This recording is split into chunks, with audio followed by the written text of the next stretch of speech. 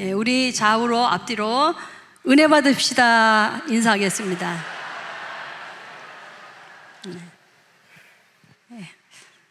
은혜 받으시길 바랍니다.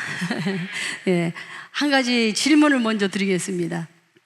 여러분 혹시 천사를 보신 적 있으세요? 천사? 와, 나 천사 본 적 있다 하는 분.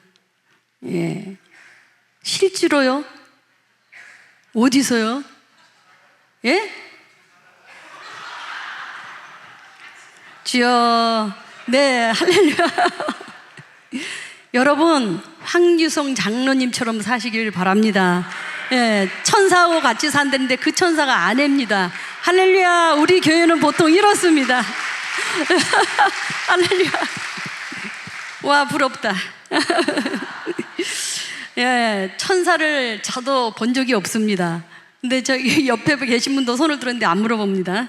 예, 성경에는 천사가 나옵니다. 천사가 나오는데 하나님의 명령을 따라 어떤 천사는 사람들을 도와주기도 하고 어떤 천사는 사람들을 보호하기도 하고 성경책을 읽어보면 나옵니다.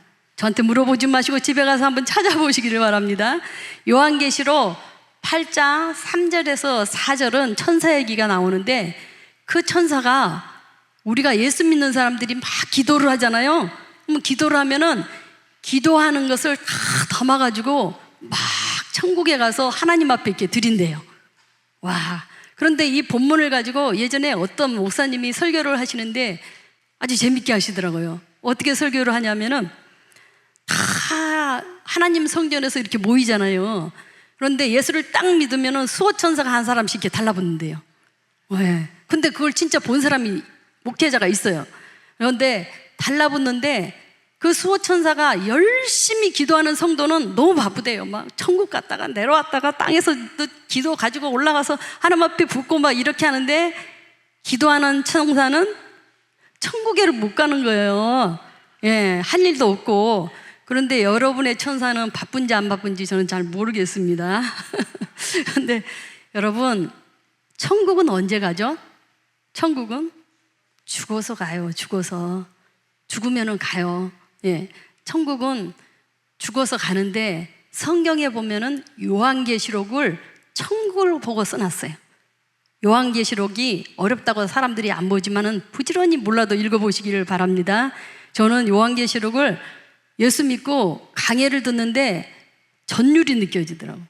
이 말은 무슨 말인지 모르는데 목사님께서 막 강해를 해주니까 무슨 말인지 알겠는데 그 20, 30년 전에 들었던 얘기가 지금 실제로 다 이루어지고 있는 것이 성경책에 나와 있습니다.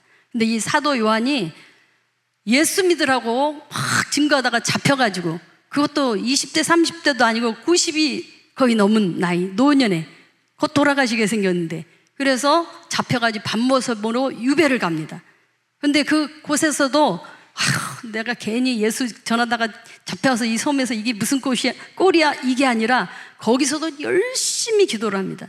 열심히 기도하다가 성령이 감화 감동을 받아서 또 천국의 모습을 보고 앞으로 되어질 일들을 보고 그리고 예수님이 그리스도가 이 땅에 재림할 것을 봅니다. 환상으로요. 예, 그래서 우리가 이 요한계시록 중에서 이걸 꼭 명심하고 살아야했으면 좋겠다 하는 말씀을 제가 한 기절을 뽑았습니다. 12절, 20장 12절을 같이 한번 읽어보겠습니다. 또 내가 보니 죽은 자들이 큰 자나 작은 자나 그 보좌 앞에 서 있는데 책들이 펴 있고 또 다른 책들이 펴졌으니 곧 생명책이라. 죽은 자들이 자기 행위를 따라 책들에 기록된 대로 심판을 받으니 사도 요한이 천국 앞에 천국에 가니까 그 앞에 보좌 앞에 최후의 심판 때의 모습을 본 거예요. 최후의 심판 때에 죽었던 사람들이 다 부활을 하는 거예요. 다시 부활을 해서 흰 보좌, 백보좌라고 그렇게 얘기를 합니다. 흰 보좌 앞에 사람들이 쫙 서 있는 거예요. 서 있는데 거기 보니까 책이 여러 권이 있는데 두 가지 종류 책이 있어요. 첫 번째 책은 예수 안 믿는 사람들, 이제 심판대에 올라가가지고 앞에 쫙 이렇게 서 있는데 나이가 적든지 말든지 이 땅에서 대통령으로 살았든지 막일을 했든지 뭐 직장이 없어서 막 놀았든지 뭐 거리를 냈든지 상관없어요. 쫙 다 동등하게 서 있는 거예요. 동등하게 서 있는데 심판을 할 때 그 책에 보니까 개똥이 하고 앞에 서 있으면 개똥이 책이 쫙 넘어가가지고 거기에 지금까지 평생에 살았던 행동과 말들이 다 적혀 있는 거예요. 여러분이 오늘 이렇게 주일날 오셨잖아요. 지금 이렇게 여러분은 생명책에 보면 오늘 2025년도 며칠이에요? 9월 14일 AG지구촌교회 가서 예배 드렸어. 개똥이는 그런 누구를 지칭할 수가 없으니까 그렇게 돼 있지만은 지금 분명히 교회 안 오고 놀러 간 사람이 있을 거예요. 어디 가서 놀았어. 뭐 이렇게 다 써 있단 말이에요. 예. 그러니까 사람은 속일지라도 하나님은 속일 수가 없어요. 그 책에 일일이 다 너무너무 자세하게 써 있는 거예요. 그리고 책 한 권을 보니 또 다른 책인데 생명책인데 그 생명책에 이름이 없는 사람들은 어디로 가요? 지옥으로 가는 거예요. 그 생명책에는 이름이 써 있어요. 그런데 교회를 다닌다고 예수를 믿는다고 다 이름이 써 있는가요? 안 그런 사람도 분명히 있을 것이고 나는 나 같은 사람이 무슨 생명책에 써 있겠어? 이런데 생명책에 써 있는 사람도 있어. 하나님이 보는 거하고 사람이 보는 거하고 다르다는 것을 꼭 기억했으면 좋겠습니다. 그런데 이 생명책에 써 있는 사람들은 일단 예수를 믿었으니까 구원은 받았는데 자기 행위에 따라 보상이 있는 거예요. 예, 보상이 있으면서 그들은 천국 가서 영원히 하나님하고 사는 거예요. 우리가 그런 모습으로 살았으면 참 좋겠습니다. 우리가 죽으면은 하나님 심판대에 있을 텐데 오늘 본문에 보니까 죽음 이후에 하나님 심판대에 하나님 앞에 설 자들이 예수님을 붙들고 전영내 끌고 다니면서 작당을 합니다. 무슨 작당을 하느냐 하면은 예수님을 죽여버려야 되겠다. 왜 그랬을까요? 예수님을 왜 죽이려고 했을까요? 이스라엘 나라에 소동이 일어난 거예요. 모든 사람들이 그동안 종교 지도자들을 많이 따르고 그 종교 지도자들을 보면은 막 하늘같이 생겼는데 이제 예수님이 딱 나타나니까 모두 예수님한테로 막 끌리는 거예요. 그러니까 그 종교 지도자들이 시기하고 질투하고 그런 마음에 결정난 것이 밤에 몰래 종교 지도자들이 모여서 예수를 죽여야 되겠다. 이렇게 결정이 난 거예요. 여러분, 예수님의 지금 고난의 길입니다. 이 고난의 길에서 유대 종교 지도자들하고 로마 총독 빌라도가 어떻게 예수님을 대하는지 그것을 한번 살펴보고 지금 나의 신앙, 나는 예수님 앞에 어떻게 서 있는지를 한번 돌아보는 시간이 되었으면 참으로 좋겠습니다. 첫 번째는 유대 종교 지도자들이 예수님을 고발을 합니다. 28절, 29절 같이 한번 읽어보겠습니다. 그들이 예수를 가야바에게서 관정으로 끌고 가니 새벽이라. 그들은 더럽힘을 받지 아니하고 유월절 잔치를 먹고자 하여 관정에 들어가지 아니하더라. 그러므로 빌라도가 밖으로 나가서 그들에게 말하되 너희가 무슨 일로 이 사람을 고발하느냐. 네. 종교 지도자들이 밤에 어떻게 했다고요? 예수님을 죽이기로 결정을 했습니다. 근데 예수님을 죽이기로 결정한 그 예수님은 유월절의 주인이 되시는 분입니다. 그런데 유월절을 지키기 위해서 이 예수님을 빨리 죽여버려야 되겠다고 결정을 한 거예요. 그리고 새벽이 되니까 예수님을 끌고 다니다가 로마 총독 빌라도에게 간정으로 데리고 갑니다. 간정으로 데리고 가서 그 간정 앞에서 안으로는 안 들어가고 밖에서 빌라도한테 막 소리치는 거예요. 재판을 해주시옵소서, 재판을 해주. 그러니까 그 새벽이 출근하는 시간이에요, 아니에요? 출근하는 시간도 아닌데 이게 뭔 일이야? 그리고 빌라도가 나와 보니까 유대 종교 지도자들이 예수님을 끌고 와가지고 거기서 예수님을 막 고발을 하는 거예요. 그래서 빌라도가 그들한테 물어봐요. 도대체 너희가 무슨 일로 이 사람을 이렇게 고발하냐고 이렇게 물어봐요. 그랬더니 빌라도가 그렇게 물으니까 유대 지도자들이 뭐라 그래요? 유대 지도자들은 그렇게 크게 제목을 안 붙여. 없어. 마땅한 게 없어. 그런데 빌라도가 이렇게 물어봤을 때 전혀 모르고 질문한 게 아니에요. 왜? 겟세마네 동산에서 예수님을 잡으러 갈 때 자기 부하들하고 종교 지도자들이 잡으러 왔거든. 그러니까 자기 부하들이 예수님을 잡아가지고 왔을 때 그 사람 왜 잡아왔더냐? 이렇게 물어봤지 안 물어봤겠어요? 그러니까 요래저래 저래서 잡아왔대요. 아마 이렇게 얘기를 했을 거라고요.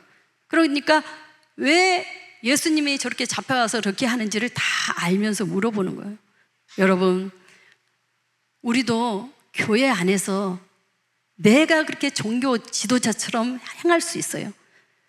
교회 안에서도 얼마든지 사람이 엄청 좋아 보이고 믿음도 좋아 보이는데 다른 성도가 조금만 잘못한 거 있으면 그 잘못한 걸 가지고 막 얘기를 합니다. 자기 혼자 얘기하는 것도 아니고 막 누구한테 고자질을 해가면서 이 사람이 저쩌고 막 아주. 그거 누가 다 봐요? 하나님이. 그리고 하나님이 어떻게 한다고요? 잊어버리는. 우리 같은 사람은 듣고 잊어버려요. 그런데 잊어버리는 것이 아니라 책에다가 다 써놔. 몇 월 며칠 날 9월 14일 날 누가 개똥이가 뭐 어떻게 했고 어떤 말을 했고 다 써놓는 거예요. 얼마나 심판대 앞에 서서 그걸 다 보고 있으면 얼마나 기가 막히겠습니까?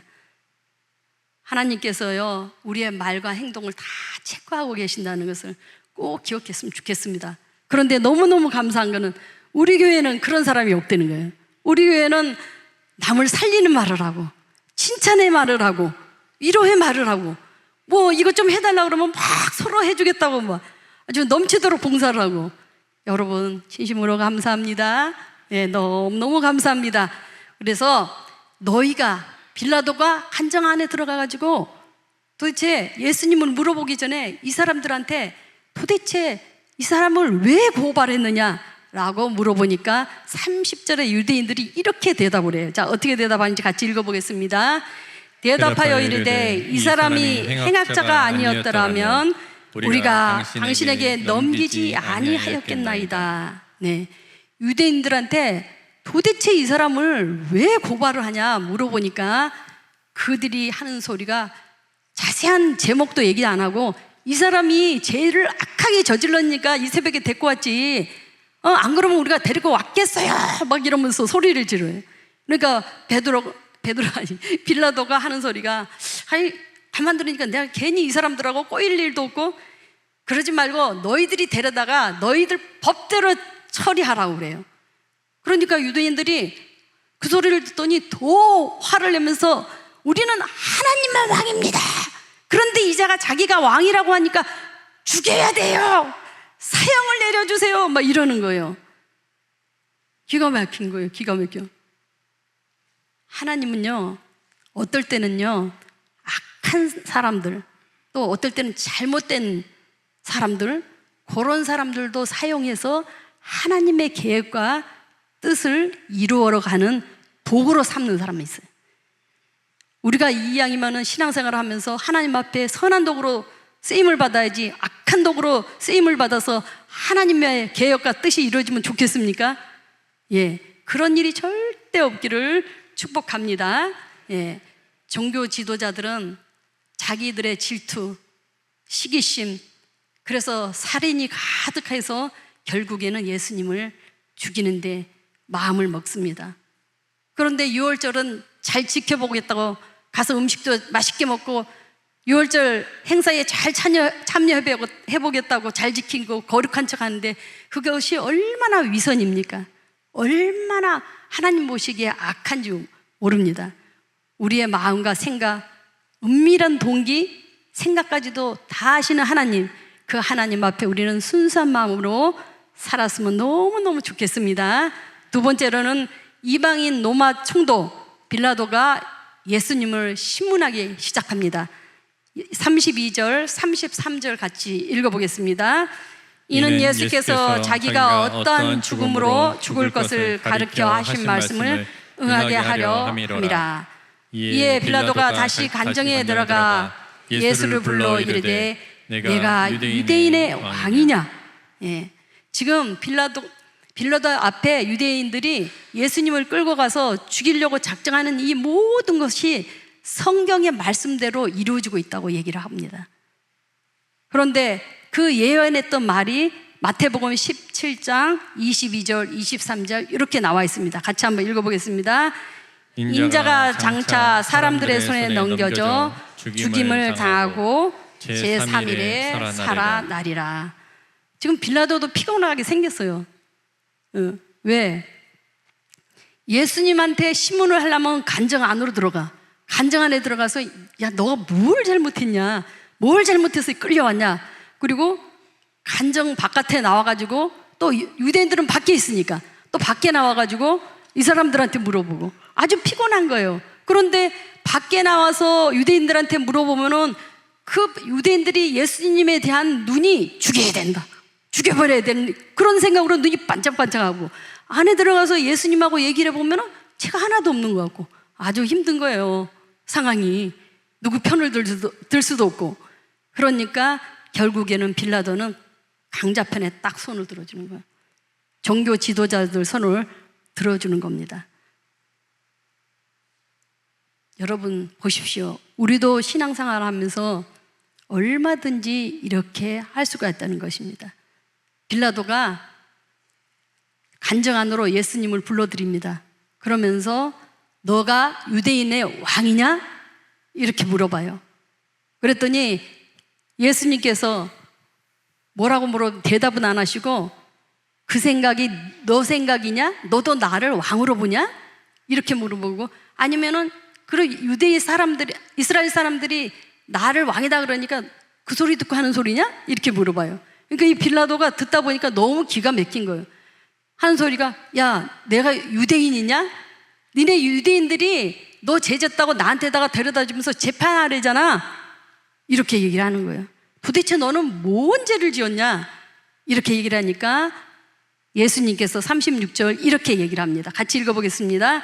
예수께서 대답하시되 내 나라는 이 세상에 속한 것이 아니니라. 만일 내 나라가 이 세상에 속한 것이었다라면 내 종들이 싸워 나로 유대인들에게 넘겨지지 않게 하였으리라. 이제 내 나라는 여기에 속한 것이 아니니라. 예수님께서 빌라도에게 얘기합니다. 내 나라는 이 세상에 속한 게 아니야. 이렇게 얘기해요.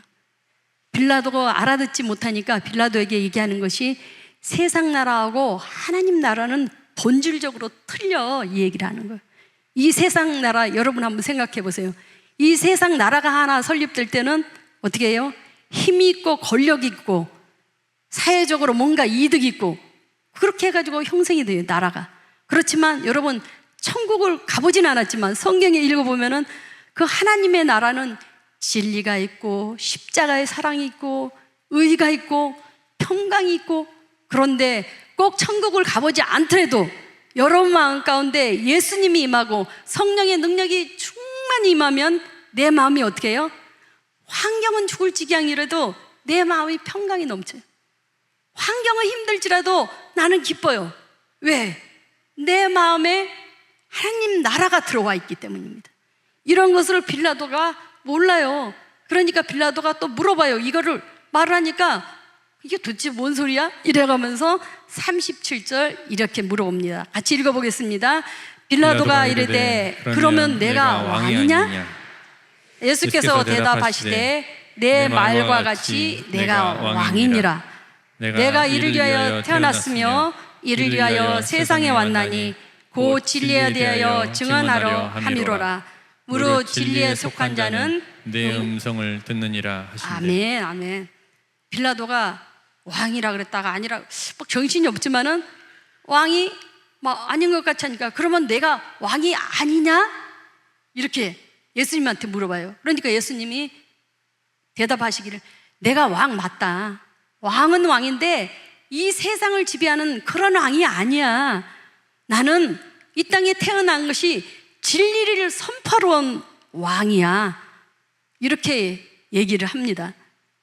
빌라도는 도대체 진리라는 것은 깜깜이고 말을 해도 전혀 하나님 말이, 예수님 말이 귀에 들어오지 않습니다. 지금 여기 이 자리에 이렇게 앉아 있지만은 하나님 말씀이 귀에 쏙쏙 들어오는 사람이 있는가 하면 하나도 안, 이게 뭔 소리야, 진리라고 계속 하는데 진리가 뭐야, 이러고 앉아 있는 사람도 생명이 있다는 소리입니다. 예. 그래서 사랑하는 성도 여러분, 보십시오. 빌라도는 예수님과 딱 둘이 독대하고 있어요. 독대를 하고 있는데도 그 인생에 큰 해극을 그을 수 있는 그런 기회였어요. 그 자리에서 예수님한테 도대체 진리가 뭐냐고 물어보고, 너는 도대체 뭔데 이 난리냐고 그러고 이렇게 물어봐서 예수님을 알았다면 여러분, 빌라도의 그 인생이 어떻게 됐겠습니까? 지금 우리가 이 땅에 살면서도 예수를 깊이 만난 사람하고 성령의 능력을 깊이 받아본 사람하고 전혀 강감한 사람하고 우리가 중간 다리는 없습니다.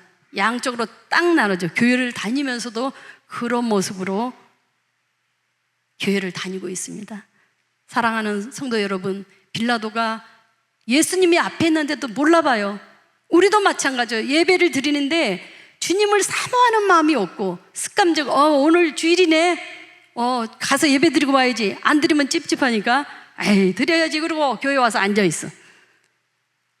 그런 마음으로 오면 하나님의 예수님이 내 앞에 있어도 볼 수가 없다는 거예요.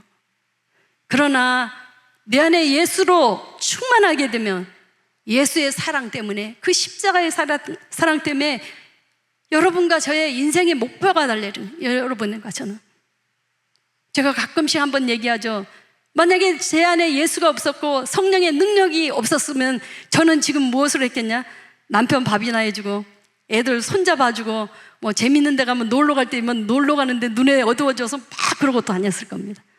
지금 저는요, 제일 행복한 것이 하나님의 성전에 있는 것이, 하나님 어쩌다고 나를 새벽에 부르셨나이까. 그러면서 저는 새벽에 이제 운전하고 오는 거예요. 비가 와도 눈이 와도 새벽에 오는 것 자체가 하나님 너무 행복하고 좋아요. 저는 그런 생각으로 하나님 성전에 옮긴다. 여러분들도 다 그렇게 오시리라 믿습니다. 예수가 내 안에 있으면은 내 안에 있는 어두운 세력들이 다 물러가는 거예요. 예. 여러분의 문제가 구부러져 있다든지 인생이 펴지지 않고 뭔가 어떤 문제 때문에 인생이 꼬여 있고 막 이런 거, 예수로 충만하면 그 문제가 다 이렇게 풀어지는 거예요. 여러분의 그 인생이 예수로 충만하기를 간절히 소망해 봅니다. 베드로가 세 번째, 진리가 뭐냐고 물어봅니다. 자, 세 번째 같이 한번 읽어보겠습니다. 진리가 무엇이냐? 38절 말씀도 한번 읽어보겠습니다. 빌라도가 이르되 진리가 무엇이냐 하더라. 예, 진리의 기본 정의는 사실, 현실적인 거, 참된 것을 얘기를 해요. 그렇지만 성경에서 말하는 진리는 하나님이고 예수님이고 그리스도를 진리라고 말하는 것입니다. 베드로가 예수님한테 진리가 뭐예요? 이렇게 물어봤으면 대답을 들어야 되잖아요. 질문을 해놓고 듣지도 않고 관심이 없으니까 그냥 완전 밖으로 나가버리는 거예요. 예수님께서는 우리 모두에게 진리를 요한복음 14장 6절 이렇게 선포합니다. 우리 진리를 같이 다 한번 읽어보겠습니다. 내가 곧 길이요 진리요 생명이니 나로 말미암지 않고는 하나님께로 올 자가 없느니라. 자, 이것을 깨닫는 것은 요한복음 16장 13절 말씀 같이 읽어보겠습니다. 진리의 성령이 오시면 그가 너희를 모든 진리 가운데로 인도하시리니 그가 스스로 말하지 않고 오직 들은 것을 말하며 장래일을 너에게 알리시리라. 여러분, 예수를 믿으면서도 성경을 읽으면 이게 이런 말이야? 이게 이거야? 머리에 금방금방 이해가 됩니까? 네, 잠잠하면 안 되죠. 안 돼. 저는 안 되더라고요. 도대체 그래서 제가 학교 다닐 때 공부를 안 해서 이렇게 이해를 못하나 보다, 머리가 별로 안 똑똑하나 보다 하면서 읽고 갔는데 그 다음 장이, 아니 그 바로 전장을 읽었으면 이 전장은 생각나야 되잖아요. 전장도 모르겠는 거예요. 그러다 보면 이게 또 뭔 소리야 그러고 또 가서 읽어보고 이러다 보니까 성경이 진행이 안 돼. 진행이. 그래서 교회에서 성경 강의하는 데를요, 저는 10년이 넘게 한 번을 빠져본 적이 없어요. 강의가 너무 좋으니까. 수요일 날 성경 강의를 하는데 너무 뜨거운 거예요. 특별히 요한계시록. 얼마나 뜨겁게 말씀에 은혜가 있었는지 모르겠습니다. 여러분, 우리나라에 100년 전에 우리나라가 영적으로 완전히 죽어 있었을 때 그 예화를 좀 한번 말씀을 드리겠습니다. 우리나라 조선을 한번 생각해 보세요.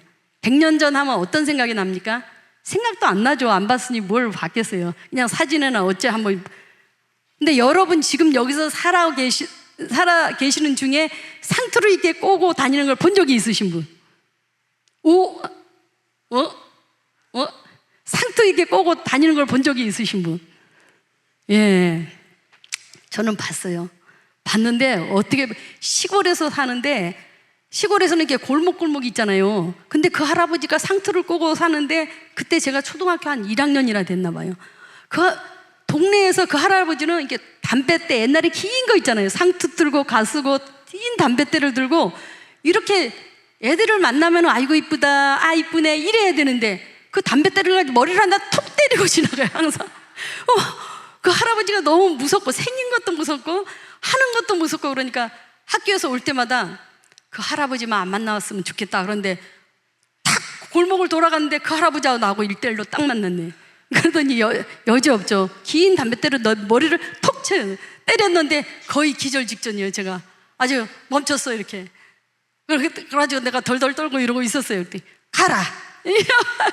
가십니까? 예, 그랬던 우리나라입니다. 그랬던 우리나라가 조선시대 때는 쌍놈, 평민, 양반. 저 거꾸로 올라갑니다. 양반, 평민, 쌍놈. 양반들은 얼마나 먹고 살기 좋은지 모릅니다. 그런데 쌍놈들은 사람 취급을 안다.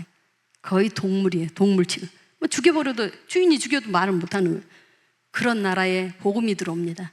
복음이 들어오는데 선교사님들이 다 여자나 남자나 쌍놈이나 양놈이 아니지 양반이나 다 똑같다.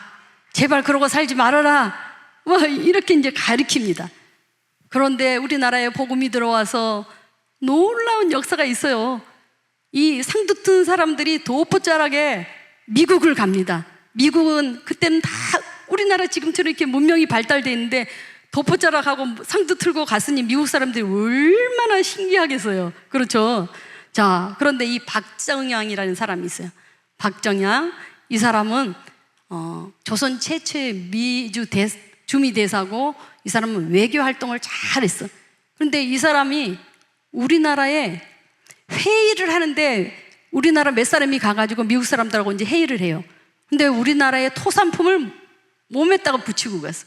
우리나라의 토산품이 뭘까요? 네? 미역? 그런 거 아니에요. 이랑 벼룩이랑 빈대를 붙여가지고 간 거예요. 빈대를. 그래가지고 회의를 하는데 빈대가 어디서 툭 튀어나오고 빈대가 탁 튀어나오니까 미국 사람들이 이게 뭐야? 그리고 회의하다 말고 막 빈대 때려잡고 벼룩 잡느라고 회의 시간에 2시간 동안 아무것도 못했다 이렇게 기록이 돼 있대요. 너무 놀랍잖아요. 그랬던 우리나라 사람들이에요. 예, 우리 조선 외교관이 그 대단한 미국에다가 이 빈대 벼룩을 수출을 했습니다. 수출을. 그런데 미국 사람들이 보아하니 너무 불쌍한 거예요. 뭐 보니까 그냥 새까맣고 조그맣고 뭐 생긴 것도 그러고 옷도 그러고 너무너무 불쌍해서 이 사람들을 잘 먹여야 되겠다 생각해서 레스토랑을 데려갑니다. 레스토랑에 들어가서 뭘 사줬냐? 보신을 좀 시켜야겠다 생각하고 내 얼굴만한 스테이크를 딱 시켜줬어요. 그런데 안 먹고 있는 거예요. 그래서 미국 사람이 왜 안 드시냐고 드시라고 그랬더니 여러분이 잘 아는 이상재 선생님이 하시는 말, 우리나라는 문명국이다. 칼을 들고 고기를 써는 것은 천하디천한 백정이 하는 거지 이 양반이 하는 거 아니다. 이렇게 얘기를 하니까 그 미국 사람이 아유 죄송하다고 그러면서 고기를 잘 썰어줍니다. 그러면서 포크를 주면서 아유 맛있게 드시라고 이렇게 얘기하니까 그때서야 포크를 딱 보더니 어이? 이 포크 이거? 우리 조선 문명국에서는 이걸 가지고 밭을 가는데 이걸 가지고 고기를 먹으라고? 지금 이 난리가 났습니다. 얼마나 기가 막히겠어요 그 상황이. 그러더니 갑자기 벌떡 일어나더니 도포자락을 팍 이렇게 펼쳐요. 그러면 이렇게 펼치면 도포자라고 이게 얼마나 깁니까? 이렇게 넓적하니. 그러더니 거기에서 비장한 무기를 하나 꺼내요. 뭘 꺼낼까요? 오, 어떻게 알아? 이거 들었나 보네. 젓가락을 딱 꺼내서 먹는데 맛있게 먹었는데 미국 사람들이 젓가락질을 너무 신기하잖아요. 막 하는데 해요, 안 해요? 못 해요. 그 젓가락질을 어떻게 해요? 결국에 못 하죠. 여러분, 이 꼴이 얼마나 기가 막힌 모습이에요. 그런데 이상재 선생님이 자기 아들한테 미국에서 이제 편지를 썼어요. 어떻게 썼냐면은 미국은 너무 잘 사는데 쌍놈의 나라다. 양반이 하나도 없다. 내가 이 미국 사람들한테 우리 조선의 양반들은 유교를 배우고 유교의 깊이가 있는데 미국 사람한테 유교를 어디까지 배웠냐 물어봤더니 유교가 뭐야? 그리고 유교를 전혀 모르는 이 사람들은 예수 믿는 쌍놈들이다 이렇게 한 거예요. 그때 미국은 예수를 믿고 있었던 거예요. 예. 그런데 너희들은 유교를 잘 믿어라 이렇게 편지를 쓴 거예요. 쓰면서 이상재 이분은 유교의 정통 골수분자였던 거예요. 그 어떤 이 사람이 정치적인 조선에 와서 정치적인 탄압이 있고 이러면서 한성 감옥에 딱 갇힙니다. 한성 감옥에 갇히면서 이승만 대통령을 만나요. 이승만이 그때 예수를 믿고 젊었기 때문에 열정이 있었어요. 감옥에 오는 사람마다 다 전도를 하는 거예요. 그래서 이상재 이분을 전도를 계속하니까 넘어갔어요. 그래가지고 예수를 믿기 시작한 거예요. 조선의 최고의 외교관인 이 이상재가 예수를 믿고 이승만하고 황성 기독교 청년회 뭐죠? YMCA 많이 들어보셨죠? 거기에서 기독교를 가르치고 우리나라를 사랑하는 것을 열심히 가르친 거예요. 그러니까 우리나라가 계속 발전이 되는 거예요. 사상도 생각도 바뀌는 거예요. 그리고 이상재 선생님이 예수를 믿고 난 다음에 옛날에는 마당새야 뭐 이런 거 이 계집종이 뭐 이렇게 불렀던 사람이 마당새한테 가가지고 아이고 형제자매님 그리고 계집종한테 가서 아이고 형제자매님 막 이러고 하니까 이 계집종하고 마당새가 그냥 기절초풍을 하겠는 거야. 너무 우리 주인이 바뀐 걸 보고 그들도 예수를 믿는 거예요. 그것뿐입니까? 이상재 선생님이 자기의 재산을 팔아서 불쌍한 사람들을 막 나눠줘요. 그러니까 그런 걸 보면서 많은 사람들이 감동하고 예수를 믿게 됩니다. 또 놀라운 것은 이 이상재 선생하고 이승만 대통령이 우리나라 3.1 운동의 주역으로 활동도 합니다. 여러분, 우리나라 100년 전만 해도 얼마나 무지합니까? 상투 틀고 유교 사회였고 완전히 영적으로 죽어있던 우리나라입니다. 그런데 진리이신 예수님께서 조선 땅에 탁 나타나셔서 예수 공동체를 만들고 의식이 깨게 만들고 우리가 다시 한번 하나님 앞에 다시 영적으로 깨어나게 만들고 얼마나 놀라운 일입니까? 그래서 지금은 어떻게 합니까? 여러분 여행을 외국에 많이 다녀보신 분들은 너무나 다른 걸 알 겁니다. 네팔에 가면요, 카트만두에 그 도시에 가면요 젊은 사람들이 학원 바글바글 합니다. 거기 가면은 젊은 사람들만 있어서 제가 깜짝 놀랐어요. 아니 젊은 사람들이 왜 일을 않고 저기 저러고 있냐고 그랬더니 하는 소리가 한국말을 배우기 위해서, 한국에 오기 위해서. 하나님께서요 우리를 지금은 세계적인 대한민국으로 만들어 주었습니다. 그렇기 때문에 저와 여러분은 우리 모두는 자부심을 가지고 기쁘게 감사함으로 열심히 하나님을 믿어야 돼요. 여러분, 진리가 무엇입니까? 진리가 무엇입니까? 제가 30분 동안 떠들었습니다. 망설이지 마시고 밖에 나가서도 진리는 예수 그리스도라고 고백하시기를 바랍니다. 예, 다른 거 다 잊어버려도 좋아요. 가셔서 예수님 자랑하시기를 바랍니다. 뭐 내가 돈이 많고 내가 뭘 배우고 어쩌고 막 그런 거 자랑 안 해도 돼요.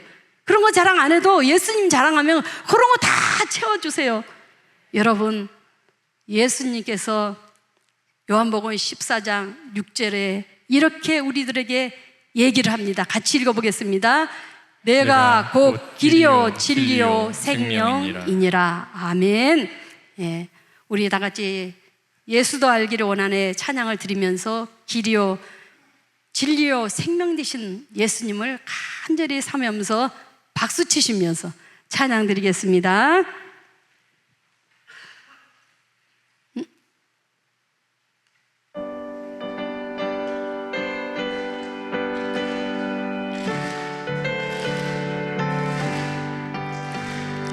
예수도 알기 원하네 크고도 넓은 은혜와 계속해 주신 사랑을 간절히 알기 원하네 내 평생의 소원 내 평생의 소원 계속해 주신 사랑을 간절히 알기 원하네 성령의 스승 되셔서